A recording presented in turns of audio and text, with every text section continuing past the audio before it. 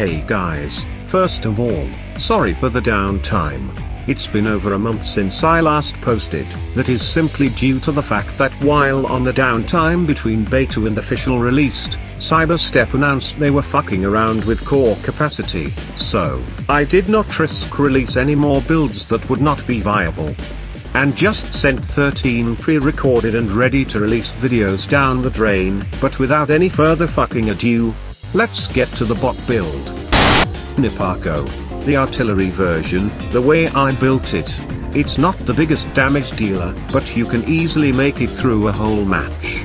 It has very decent mobility, over 460 range on the main, which I will explain why later on, and it's very good, if you ask me, at picking retreating low HP players. Let's start by looking at the Wonder Bit.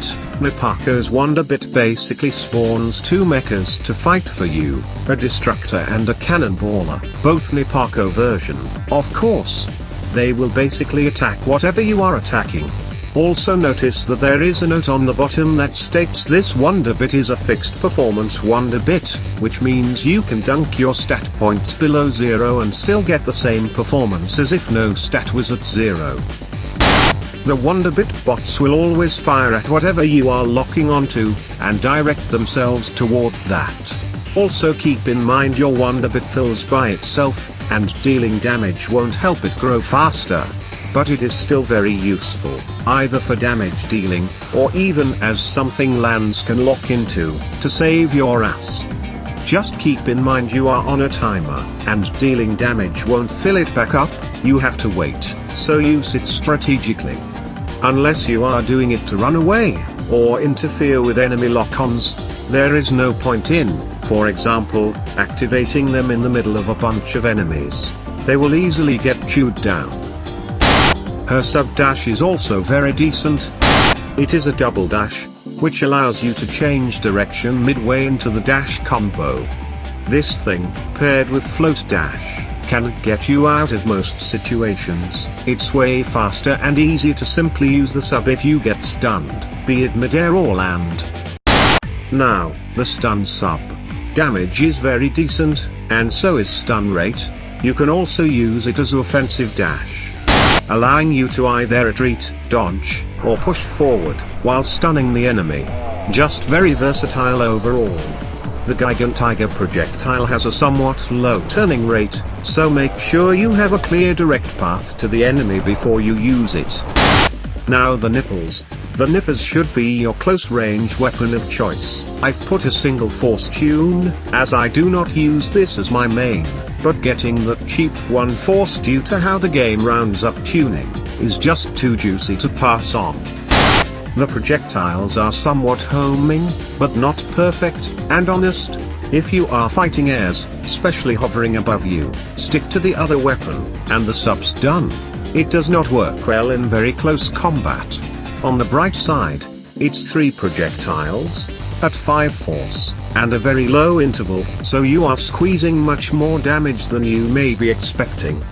Especially on enemies that are already under fire and amped up by tough reduction. Now, the chicken tossing cannon. Well, let's begin by saying that homing is great, but they do not over travel. Also, it feels great to pop shots from out of render distance. So, given that I already had a decent close range weapon, I basically decided to make it a sort of command rod for my boys. Why are you gay? With float dash and the sub-step you tend to be able to keep most things at bay. Also the main weapon is very easy to handle while float dashing, and as you can see here, I use it to keep the boys active, and shooting at enemies. Having that long range lock scan allows you not only to keep shooting with your Wonder Bits, but keep them moving in the right way. Now, the Cartridge Selection. Blast Guard is obviously a must. Can't skip on a 50% reduction. Float dash we have talked about during this video, and broad radar, I think it pairs fairly nicely with the long range main. The 5% XP is from the accessory, and when it comes to revenge shot, it's handy.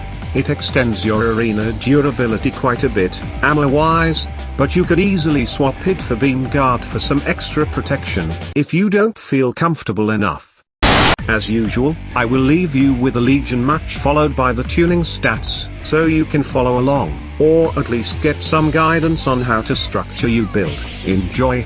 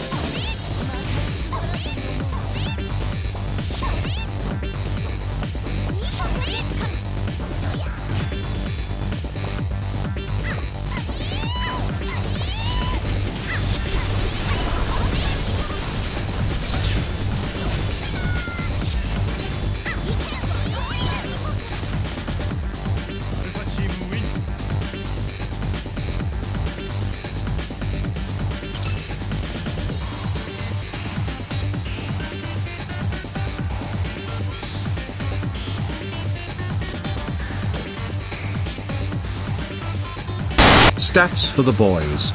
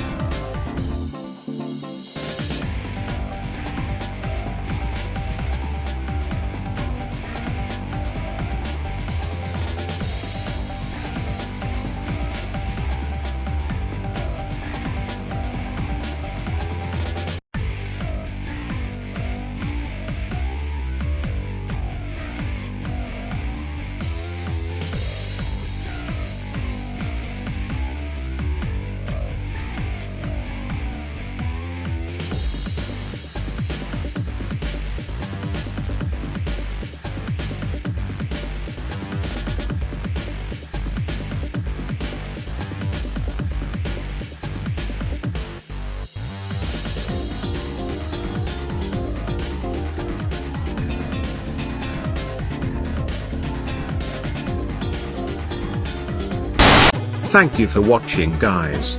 If you have any bots you would like me to review, or any idea on how to improve a certain build, leave it in the comments. I am still working on minigames for team matches, skinning, and alike. But for now, when it comes to YouTube, I will be focusing on bot builds. If you want to sneak in on my skins or maps, I post them at the Steam Workshop. Once again, thank you for watching. Remember to subscribe if you didn't already. And I will see you scrubs on Arena. Cunts.